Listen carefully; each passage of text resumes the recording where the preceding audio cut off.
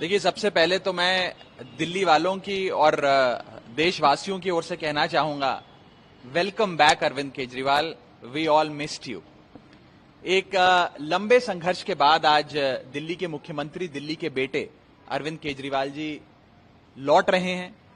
मैं दिल की गहराइयों से honourable supreme court of India का शुक्रिया अदा करता हूं, क्योंकि इस देश के न्याय के सबसे बड़े मंदिर ने आज अरविंद केजरीवाल जी को जेल की सलाखों से आजाद करने का फैसला सुना दिया है। अरविंद केजरीवाल सिर्फ एक नाम नहीं है, बल्कि एक ब्रांड है, एक सच्ची ईमानदार राजनीति का। और इस राजनीति और इस ब्रांड की मुझे लगता है बढ़ती लोकप्रियता के कारण ही अरविंद केजरीवाल जी को 6 महीने के लिए जेल की सलाखों के पीछे जाना पड़ा।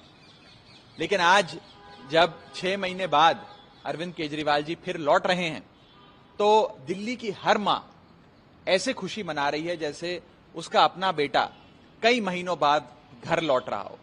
दिल्ली की हर बहन ऐसे खुशी मना रही है जैसे कई महीनों बाद उसका अपना भाई घर लौट रहा हो।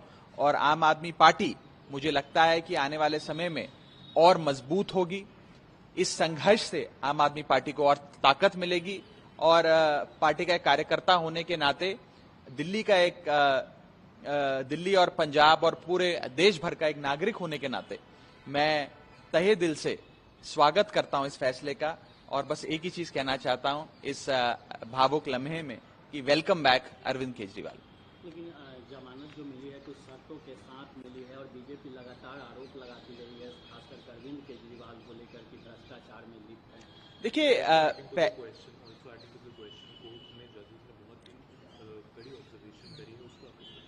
देखिए, मुझे लगता है कि सुप्रीम कोर्ट का फाइनल ऑर्डर आने के बाद एक बार उसको पूरी तरीके से पढ़ने के बाद वकीलों के साथ बैठ के आगे की रणनीति बनाई जाएगी, पर्टिकुलरली कंडीशंस को लेकर जिसके तहत बेल दी गई है।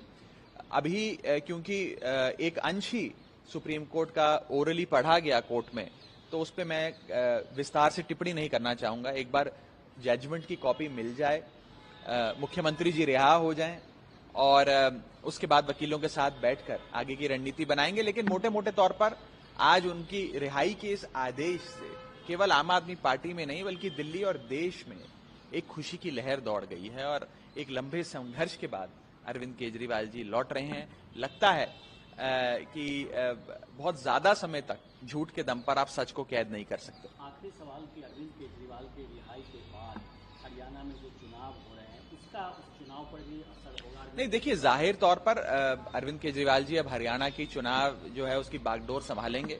आम आदमी पार्टी हर चुनाव, दिल्ली हो, पंजाब हो, गुजरात हो, या फिर आने वाला हरियाणा का चुनाव हो, वो सब अपने नेता, अपने राष्ट्रीय संयोजक अरविंद केजरीवाल जी की अध्यक्षता में लड़ती आई है। ये मेरा विश्वास है कि आते ही वे हरियाणा चुनाव में शिरकत भी लेंगे और उसकी कमान संभालेंगे आम आदमी पार्टी की ओर से।